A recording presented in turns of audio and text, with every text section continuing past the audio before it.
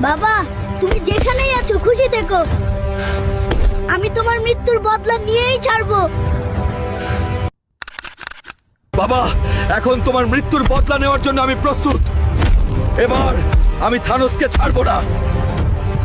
মা, তুমি দোয়া করো আজকে যেন বাবার হত্যার প্রতিশোধ নিতে পারি। আজকে থানুজের সাথে আমার ফাইট। তাড়াতাড়ি গাড়ি চালাও। তুই আমার বাবাকে মেরেছিলিস, আজ তোকে আমি ছাড়বো না। দেখা যাক তুই কি করতে পারিস। তুইও তো তোর বাপের মতোই মরবি।